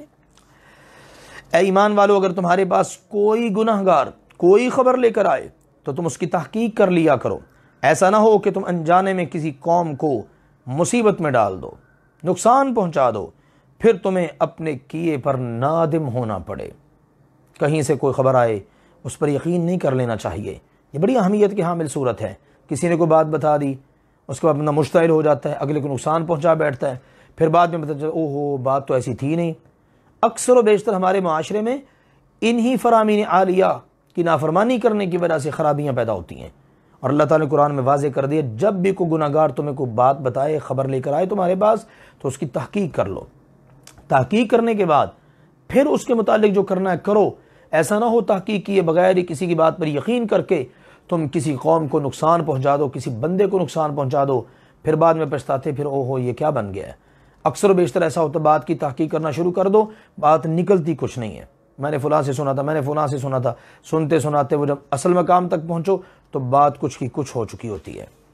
اللہ نے فرمایا اور جان لو کہ بے شک اللہ کے رسول صلی اللہ علیہ وآلہ وسلم تمہارے درمیان موجود ہیں، اگر وہ بہت ساری باتوں کے اندر تمہاری بات مانیں، بہت سارے معاملات میں تمہارے پیچھے چلیں تو تم خود ہی مشکل میں پڑ جاؤ، لیکن اللہ اکرام نے تمہارے لیے ایمان کو پسند کر لیا ہے اور اس کو تمہارے دلوں میں مزین کر دیا ہے، اور تمہارے لیے کفر، فسق و فجور، نافرمانی، ان سب چیزوں کو ناپسند کر دیا ہے۔ یہی لوگ ہدایت پانے والے ہیں۔ سبحان اللہ، کیسی خوبصورت بات ہے۔ جن کے دلوں میں ایمان ہو اور جن کے دل ایمان کے نور سے منور ہوں، ایمان کی زینت سے مزین ہوں، اور کفر، فسق و فجور، نافرمانی کو اللہ نے ان کی نگاہ میں بالکل ناپسندیدہ بنا دیا ہے، ان کے ایمان والا ہونے میں کوئی شک ہی نہیں ہے۔ کیسے عظیم المرتبت لوگ ہیں۔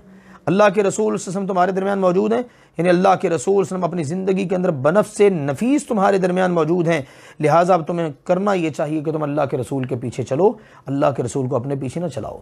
بہت سارے لوگ، بہت سارے ان کی خواہشات، ہر ایک کی خواہش کو مکمل کرنا ممکن نہیں ہے، ایک کی مکمل ہوگی دوسرے کی نہیں ہوگی، لوگ مشکل میں پڑ جائیں گے۔ سب کا حل کیا ہے کہ تم سارے کے سارے اللہ کے رسول کے پیچھے آ جاؤ، مشکلات سے بچ جاؤ گے۔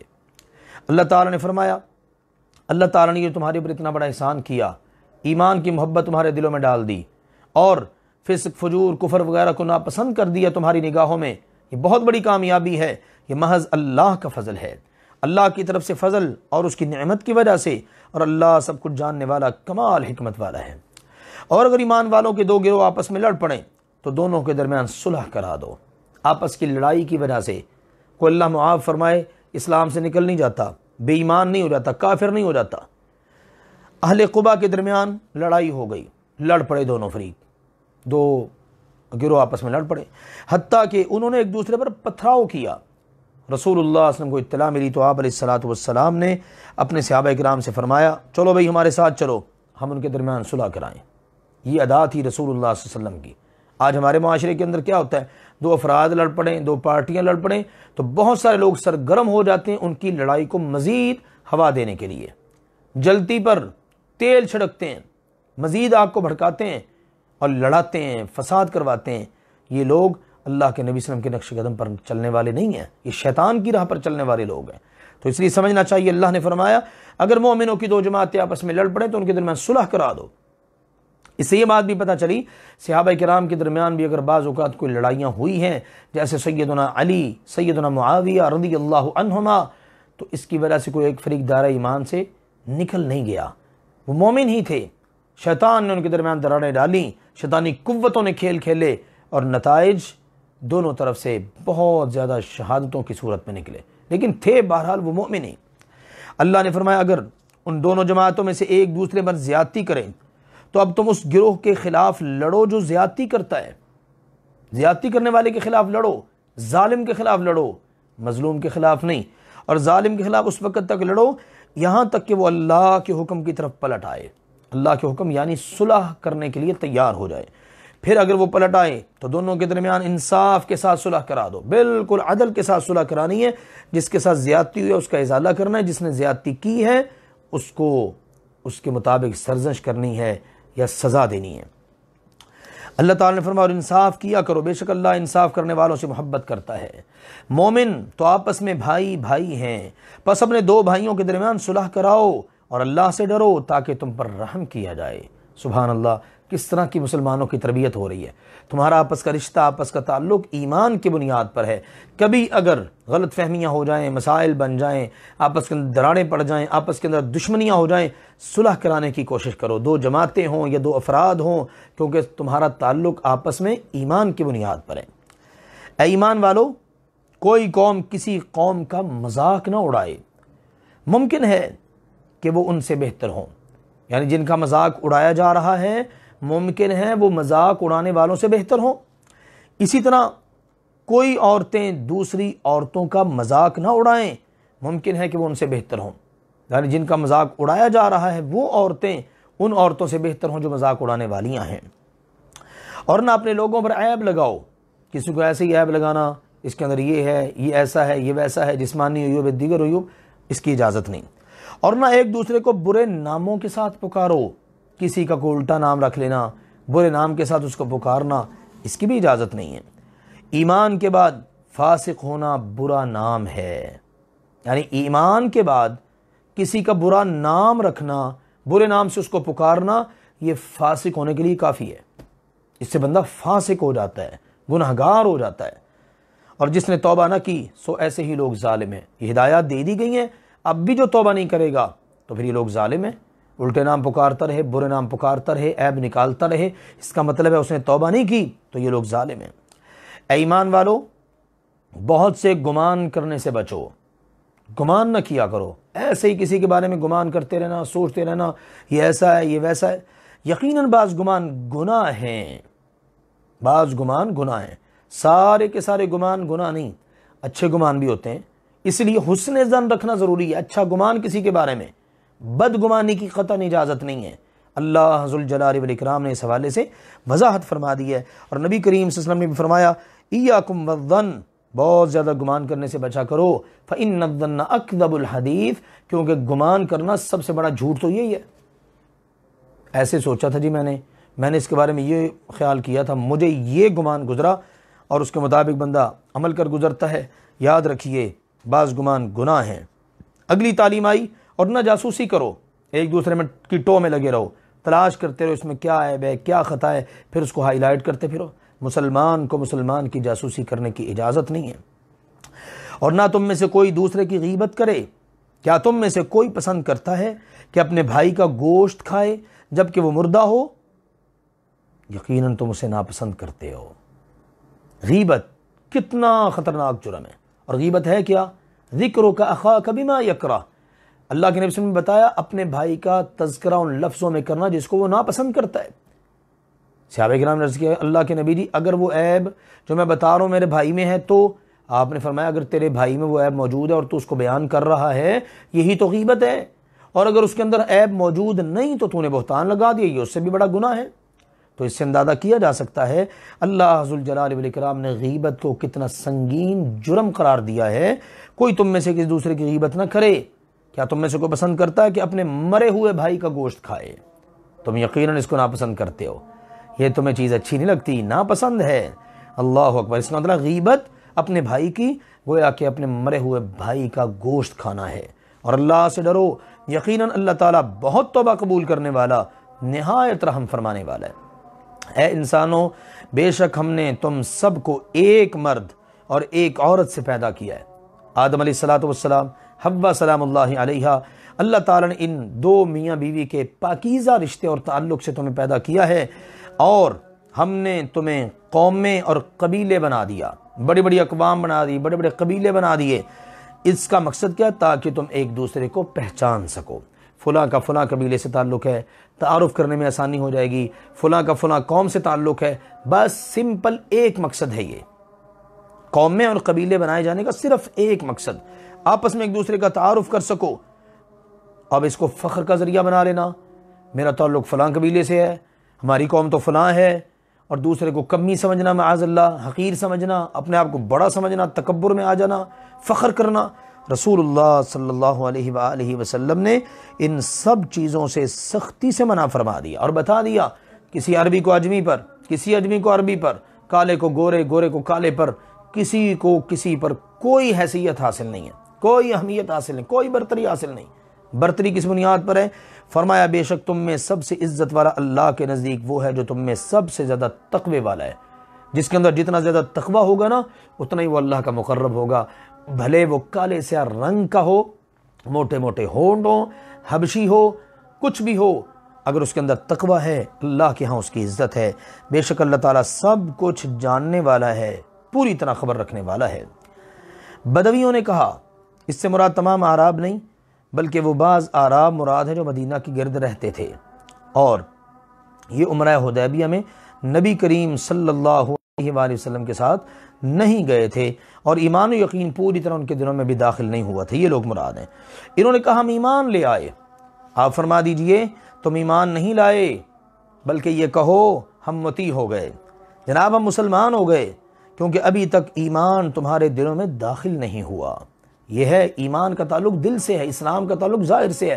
جو بندہ نماز پڑھتا ہے، زکوٰۃ دیتا ہے، روزے رکھتا ہے، حج کرتا ہے، کلمہ شہادت کا اقرار کرتا ہے، یہ بندہ مسلمان ہے۔ ایمان کا تعلق دل کے ساتھ ہے، ایمان کا پتہ صرف اللہ کو ہے۔ ہاں بعض علامتیں ایسی ہیں جن کے بنیاد پر ایمان کی گواہی دی جا سکتی ہے، جیسے مثال کے طور پر کوئی بندہ نماز کے لیے مسجد میں دل لگا کے رکھتا ہے، مسجد کے ساتھ جڑا ہوا ہے، نمازوں کے لیے آتا ہے، مسجد کے ساتھ اس کا دل اٹکا ہوا ہے، کہا فَاشْهَدُوا لَهُ بِالْإِيمَانِ، اس کے ایمان کے گواہ بن جاؤ، یہ مومن ہے۔ تو ان کو کہا گیا ابھی تم مومن نہیں بنے، ابھی ایمان تمہارے دلوں میں داخل ہی نہیں ہوا، ہاں تم یہ کہہ سکتے ہو کہ ہم مسلمان ہیں، اور اگر تم اللہ اور اس کے رسول کی اطاعت و فرمانبرداری کرو تو اللہ تمہارے اعمال میں سے کچھ بھی کم نہیں کرے گا، بے شک اللہ تعالیٰ بہت بخشنے والا ہے، بہت رحم فرمانے والا ہے۔ در حقیقت مومن تو وہ ہیں اللہ پر ایمان لائیں، اللہ کے رسول پر ایمان لائیں، پھر شک میں نہ پڑیں، اپنے مالوں اور اپنی جانوں کے ساتھ اللہ کی راہ میں جہاد کریں، یہی لوگ سچے ہیں۔ فرما دیجئے کیا تم اللہ کو اپنے دین کے بارے میں بتانا چاہتے ہو کہ ہم مومن ہیں، ہم دیندار ہیں؟ سنو، جو کچھ بھی آسمانوں میں اور جو کچھ زمین میں ہے اللہ سب جانتا ہے، اور اللہ تعالیٰ ہر چیز کو ہمیشہ سے خوب جاننے والا ہے۔ وہ آپ صلی اللہ علیہ وسلم پر احسان جتاتے ہیں، آپ پر احسان جتاتے ہیں کہ وہ مسلمان ہو گئے ہیں۔ فرما دیجئے مجھ پر اپنے اسلام کا احسان نہ جتاؤ، بلکہ یہ تم پر اللہ کا احسان ہے کہ اس نے تمہیں ایمان کی ہدایت عطا کر دی ہے اگر تم سچے ہو۔ دعویٰ ایمان میں سچے ہونا، پھر اللہ کا احسان تسلیم کرو کہ اللہ کا احسان ہے تمہارے اوپر کہ اس نے تمہیں اسلام قبول کرنے کی توفیق عطا کر دی ہے۔ کوئی بندہ مسلمان ہو کر، مومن ہو کر کسی پر احسان نہیں کرتا، کوئی نیکی کر کے کسی پر احسان نہیں کرتا، بلکہ ہر ایک پر اللہ کا احسان ہے، اللہ اس کو ایمان کی، اسلام کی، نیکی کی توفیق عطا کر دے۔ بے شک اللہ تعالیٰ ہی ہے جو آسمانوں اور زمین کے غیب کو جانتا ہے، اور جو کچھ تم عمل کر رہے ہو اللہ تعالیٰ سب دیکھ رہا ہے۔ یہ ہے جناب سورۃ الحجرات، اس میں اللہ تعالیٰ کی طرف سے یہ ہدایات ہے۔ بندہ اس کو بڑی توجہ کے ساتھ اور تفصیل کے ساتھ پڑھے، چونکہ ہمارے ہاں اختصار مد نظر ہے اس وقت، لہٰذا ہم اس کو بالتفصیل بیان نہیں کر پائے۔ جو شخص چاہتا ہے کہ میں مکمل ہدایات کے ساتھ اس کو پڑھوں، اس کو اہل علم کی تفاسیر کی طرف رجوع کرنا چاہیے۔ اب سورہ قاف سے جو سلسلہ شروع ہو رہا ہے اور آخر تک چلے گا، اس میں زیادہ تر آخرت کے حالات ہمیں ملیں گے، آخرت کی باتیں، آخرت کے حالات، قوموں کے حالات، اور اس انداز کی باتیں اللہ ذوالجلال والاکرام نے فرمائی ہیں۔ بالخصوص سورہ قاف جو ہے، اس کو رسول اللہ صلی اللہ علیہ وآلہ وسلم بڑے بڑے اہم اجتماعات کے موقع پر پڑھا کرتے تھے، جمعہ کے موقع پر، اسی طرح سے فجر کی نماز میں بھی اس کی قرات فرماتے، عید کے موقع پر، جمعہ کے موقع پر۔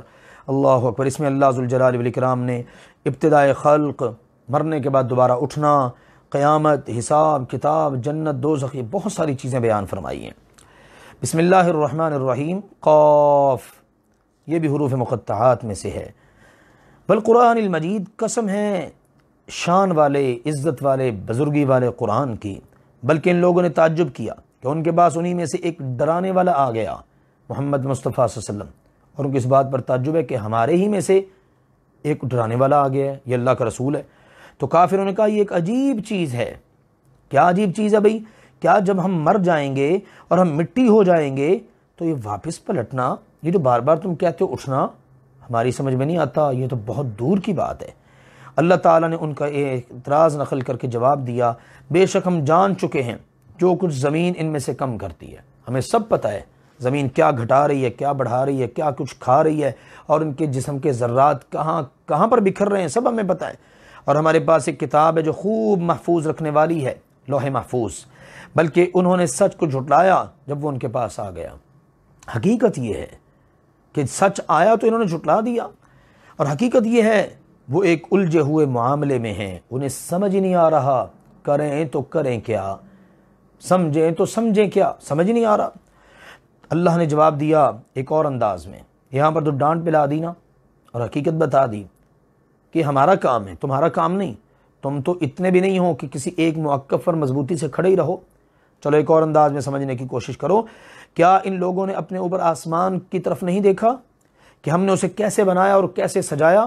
سبحان اللہ، کتنا وسیع و عریض یہ آسمان، اور اس کو دیکھ کر بھی یہ عبرت نہیں حاصل کرتے، سبق نہیں پکڑتے، اور اس میں کوئی درزیں تک نہیں ہیں، شگاف تک نہیں ہے، کوئی آپ کو آسمان کے اندر ذرا سا بھی شگاف نظر نہیں آئے گا۔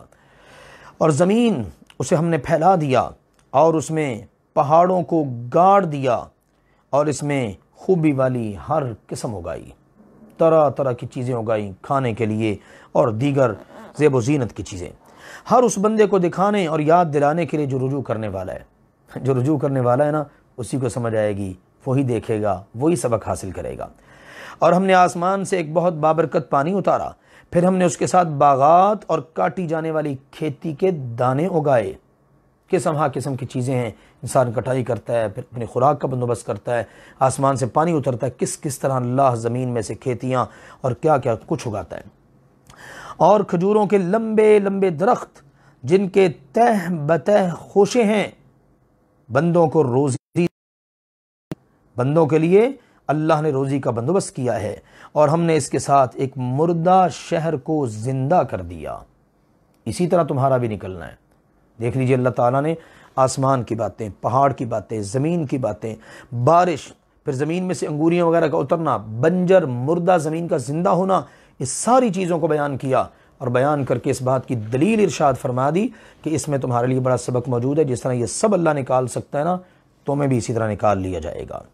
ان سے پہلے قوم نوح اور رس والے یعنی کنویں والے، اور قوم سمود، قوم عاد، فرعون اور لوط کے بھائیوں، اصحاب الایکہ والوں اور تبا کی قوم، ان سب نے بھی جھٹلایا۔ یہ ساری کی ساری ان کے واقعات پیچھے گزر چکے ہیں مختلف صورتوں کے اندر، ہر ایک نے رسولوں کو جھٹلایا، پس ان پر میرا وعدہ عذاب سچ ثابت ہو گیا۔ تو کیا ہم پہلی دفعہ پیدا کرنے کے ساتھ تھک کر رہ گئے ہیں؟ کیا سمجھتے ہو کہ ہم تھک گئے ہیں؟ بلکہ وہ ایک نئے پیدا کیے جانے کے متعلق شک میں مبتلا ہے۔ اللہ کو کوئی تھکاوٹ نہیں ہے، یہ لوگ ہیں جو دوبارہ اٹھائے جانے کے قابل کے متعلق شک میں پڑے ہوئے ہیں۔ اللہ تعالیٰ تو سبحان اللہ جو بھی کرے اس کو تو تھکاوٹ ہے ہی نہیں، تھکاوٹ نام کی چیز ہی نہیں اس کے لیے۔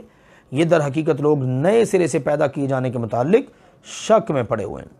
اور البتہ تحقیق ہم نے انسان کو پیدا کیا اور ہم خوب جانتے ہیں جو کچھ اس کے دل کے اندر وسوسے آتے ہیں، جو اس کا نفس وسوسے ڈالتا ہے، وسوسے پیدا ہوتے ہیں اس کے اندر، اللہ کو ان وسوسوں کا بھی پتہ ہے۔ سینوں کے اندر، دلوں کے اندر اٹھنے والے احساسات، خیالات تک سے بھی اللہ واقف ہے، اور ہم اس کی رگے جان سے بھی زیادہ قریب ہیں۔ اللہ سبحانہ و تعالی رگے جان سے بھی زیادہ قریب ہے، سن رہا ہے، دیکھ رہا ہے، ایک ایک ادا سے واقف ہے۔ جب اس کے ہر قول و فعل کو دو لینے والے لیتے ہیں، جو دائیں طرف اور بائیں طرف بیٹھے ہیں، اللہ کے فرشتے، انسان اپنی زبان سے جو بولے، اپنے وجود سے جو کرے، وہ سب احاطہ تحریر میں لے آتے ہیں۔ وہ کوئی بھی بات نہیں بولتا مگر اس کے پاس ایک تیار نگراں، انسان اپنی زبان سے جو بولتا ہے نا، فوراً دائیں طرف والا یا بائیں طرف والا فرشتہ وہ بس اس انتظار میں ہوتا ہے، یہ بولے اور لکھ لیا جائے۔ اور موت کی بے ہوشی حق کے ساتھ آ گئی، یہ ہے وہ جس سے تو بھاگتا تھا۔ ساری زندگی انسان موت سے بھاگتا ہے، ڈرتا ہے، لیکن آخرکار موت نے تو آنا ہی آنا ہے۔ پھر اس وقت کہا جاتا ہے یہ ہے وہ جس سے تو بھاگتا تھا، اور سور میں پھونکا جائے گا، یہی عذاب کے دن کا وعدہ ہے۔ اللہ اکبر، ذالک یوم الوعید، عذاب کے وعدے کا دن ہے، یہی وعید کا دن ہے جس کی تمہیں دنیا میں خبر دی جاتی، بتایا جاتا، آگاہ کیا جاتا۔ اور ہر شخص آئے گا، اس کے ساتھ ایک ہانکنے والا اور ایک گواہی دینے والا ہوگا۔ انسان آئے گا، ایک طرف جناب اس کو چلانے والا ہوگا، دوسری طرف گواہی دینے والا ہوگا۔ بلا شبہ یقیناً تو اس سے بڑی غفلت میں تھا۔ اللہ کی طرف سے کہا جائے گا، ہاں بھئی انسان آ گیا نا تو، اب سن، بے شک تو اس سے پہلے اس کے متعلق بڑی غفلت میں تھا، پس آج ہم نے تجھ سے تیرے سارے پردے ہٹا دیے، اور آج تیری نگاہیں بڑی تیز ہو گئی ہیں۔ آج تیری نگاہ بڑی تیز کام کرے، تجھے سب کچھ نظر آئے گا۔ آج تجھے کسی قسم کا کوئی آلہ استعمال کرنے کی ضرورت نہیں ہے سب کچھ دیکھنے کے لیے۔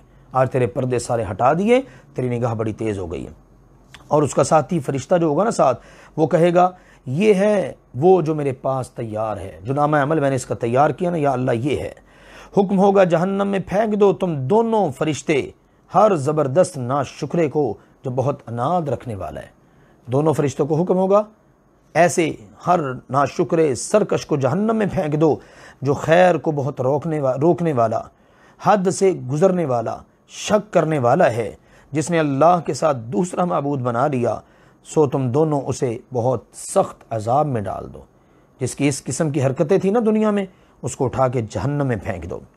اس کا دوسرا ساتھی جو ہوگا نا شیطان، وہ کہے گا اے ہمارے رب، میں نے اسے سرکش نہیں بنایا، لیکن یہ خود ہی دور کی گمراہی میں تھا۔ یا اللہ میرا تو اس پر کوئی زور ہی نہیں تھا، بس اس کو میں نے توجہ دلائی، اس کو کہا، اور یہ جناب بھاگم بھاگ نافرمانی کی طرف، زبردستی تو میں نے نہیں کی نا اس کے ساتھ۔ ارشاد ہوگا، اللہ تعالیٰ فرمائے گا میرے پاس جھگڑو نہیں، حالانکہ میں نے تو تمہاری طرف ڈرانے کا پیغام پہلے ہی بھیج دیا تھا۔ تمہارے پاس اپنا پیغام میں نے پہلے پہنچا دیا تھا، اب تمہیں میرے پاس جھگڑنے کی ضرورت نہیں۔ آج جھگڑوں کا دن نہیں ہے، بلکہ آج فیصلوں کا دن ہے۔ اور اللہ فرمائے گا میرے ہاں بات بدلی نہیں جاتی، اور میں بندوں پر ہرگز کوئی ظلم ڈھانے والا نہیں ہوں۔ میں اپنے بندوں پر ظلم کرنے والا نہیں ہوں، میرے فیصلے بدلہ نہیں کرتے، فیصلے پہلے سنا دیے گئے۔ نافرمان جہنم میں جائیں گے، فرمانبردار جنت میں جائیں گے۔ جس دن ہم جہنم سے کہیں گے کیا تو بھر گئی، اور وہ کہے گی کیا کچھ مزید ہے؟ اللہ اکبر۔ جہنم سے اللہ تعالیٰ فرمائے گا ہاں بھی بھر گئی، جہنمی داخل ہوتے جائیں گے۔ اللہ تعالیٰ پوچھے گا ہاں بھی بھر گئی، وہ کہے گی اللہ اگر اور بھی ہے تو لے آ۔ حدیث میں نبی صلی اللہ علیہ وسلم نے فرمایا جہنم میں لوگ ڈالے جائیں گے اور وہ یہی کہتی رہے گی کیا کچھ اور بھی ہے، یہاں تک کہ اللہ تعالیٰ اس میں اپنا قدم رکھ دے گا تو وہ کہہ اٹھے گی بس بس۔ اللہ جہنم سے ہم سب کو اپنی پناہ میں رکھے، اور جنت پرہیزگاروں کے لیے قریب کر دی جائے گی، دور نہیں ہوگی، کچھ بھی دور نہیں ہوگی، اور ان سے کہا جائے گا یہ ہے جس کا تم سے وعدہ کیا جاتا تھا۔ سبحان اللہ۔ ہر اس شخص کے لیے جو بہت رجوع کرنے والا، خوب حفاظت کرنے والا ہو، جو رحمان سے بغیر دیکھے ڈر گیا، اللہ کو دیکھا نہیں لیکن اس کا ڈر اپنے دل کے اندر اس نے رکھا، اور رجوع کرنے والا دل لے کر آیا، اللہ کی طرف ہی رجوع کرنے والا، ہمیشہ حکم ہوگا اس میں سلامتی کے ساتھ داخل ہو جاؤ، یہی ہمیشہ رہنے کا دن ہے۔ ان کے لیے جو کچھ وہ چاہیں گے اس میں ہوگا، اور ہمارے پاس مزید بھی بہت کچھ ہے۔ سبحان اللہ۔ یہ ہیں جنتی لوگ، جنتوں میں جائیں گے، اللہ کا دیدار ملے گا، اللہ تعالیٰ کا کلام سنیں گے، جنتوں کے اندر بہت کچھ ہوگا، جو چاہیں گے وہ ملے گا، لیکن صفات یہ ہیں رجوع کرنے والے، اللہ کے دین کے محافظ، اللہ کے دین پر چلنے والے، پابندی کرنے والے، اللہ کا ڈر رکھنے والے، صاف ستھرا دل رکھنے والے۔ اللہ ہم سب کو بھی انہی خوش نصیبوں میں شامل فرما لے۔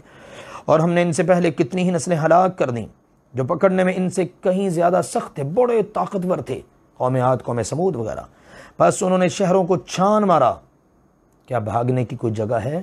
یہ بھی دیکھ لیں، اور چھان مارے سارے شہروں کو، کہیں ان کا نام و نشان ملتا ہے؟ انہوں نے بھی بڑے شہروں کو جناب تاراج کیا، فتح کیا، لیکن آج ان کا تمہیں کہیں نام و نشان نہیں ملے گا۔ بلا شبہ اس میں اس شخص کے لیے یقیناً نصیحت ہے جس کا کوئی دل ہو یا وہ کان لگائے اس حال میں کہ وہ دل سے حاضر ہو، ٹھیک ہے، جو حاضر ہو کر توجہ سے غور سے کان لگا کے بات سنے گا، اس کے لیے اس کے اندر بڑا نصیحت کا پیغام موجود ہے۔ اور بلا شبہ یقیناً ہم نے آسمانوں اور زمین کو اور جو کچھ ان دونوں کے درمیان ہے سب کو 6 دنوں میں پیدا کیا، اور تھکاوٹ نے ہمیں چھوا تک نہیں، ہمارے پاس سے بھی نہیں گزری۔ تھکاوٹ کا اور ہمارا کیا تعلق؟ میرے پیغمبر جو کچھ یہ لوگ کہہ رہے ہیں اس پر آپ صبر کیجئے، اور اپنے رب کی حمد و ثنا کرتے اس کی تسبیح بیان کیجئے، سورج نکلنے سے پہلے اور سورج غروب ہونے سے پہلے، اور رات کے وقت بھی، اور سجدوں کے بعد بھی، یعنی نمازوں کے بعد بھی۔ یہ اوقات ہیں اللہ تعالیٰ کو یاد کرنے کے، ان اوقات کے اندر اپنی زبان کو آپ اللہ کے ذکر سے تر رکھیے، اور کان لگا کر سنیے۔ جس دن پکارنے والا ایک قریب جگہ سے پکارے گا، پکارنے والا قریب جگہ سے پکارے گا، تو اس دن وہ چیخ کو حق کے ساتھ سنیں گے، لوگ اس کی آواز کو، جو زوردار آواز ہوگی۔ اللہ نے کہا یہ پیغام میرا غور سے سن لو، جس دن آواز دینے والا آواز دے گا نا تو لوگ اس آواز کو بالکل توجہ سے غور سے سنیں گے، اور یہ بات حق ہے۔ اور سنو، یہ نکلنے کا دن ہوگا، جس وقت وہ آواز پڑے گی نا، لوگ قبروں سے اٹھ کھڑے ہوں گے اور غور سے اس آواز کو سنیں گے۔ پھر دیگر مقامات پر ہم نے پڑھا ہے آواز دینے والے کی آواز کی سمت میں چلنا شروع کر دیں گے، اور سارے اللہ کے دربار میں اکٹھے ہوں گے۔ اللہ نے فرمایا بے شک ہم ہی زندہ کرتے ہیں اور ہم ہی مارتے ہیں، اور ہماری ہی طرف سب کو پلٹنا ہے۔ جس دن زمین ان سے پھٹے گی، اس حال میں کہ وہ تیز دوڑنے والے ہوں گے۔ جب آواز پڑے گی، زمین پھٹے گی، یہ لوگ اٹھ جائیں گے اور تیز دوڑنا شروع کر دیں گے اللہ ذوالجلال والاکرام کی طرف۔ اللہ نے فرمایا یہ ایسا اکٹھا کرنا ہے جو ہمارے لیے بہت ہی آسان ہے، ہمارے لیے انتہائی آسان ہے، یوں لوگوں کو اکٹھا کرنا، یوں جمع کرنا۔ ہم سب جانتے ہیں جو کچھ یہ کہہ رہے ہیں، اور آپ علیہ الصلاۃ والسلام ان پر کوئی زبردستی کرنے والے نہیں ہیں۔ بس آپ قرآن کے ساتھ اس شخص کو نصیحت کر دیجئے جو میرے عذاب کے وعدے سے ڈرتا ہے۔ اندازہ کر لیجئے کس انداز میں اللہ تعالیٰ نے اس سورہ مبارکہ کے اندر قیامت کا نقشہ بھی کھینچ دیا، اور تنبیہات بھی فرما دیں، اور قیامت کے دن پیش آنے والے واقعات کو بھی ذکر کر دیا۔ اللہ ذوالجلال والاکرام ہم سب کو نصیب فرمائے، آخرت کی تمام کامیابیاں نصیب فرمائے، آخرت کی تمام ہولناکیوں سے محفوظ فرمائے۔ وآخر دعوانا ان الحمد للہ رب العالمین۔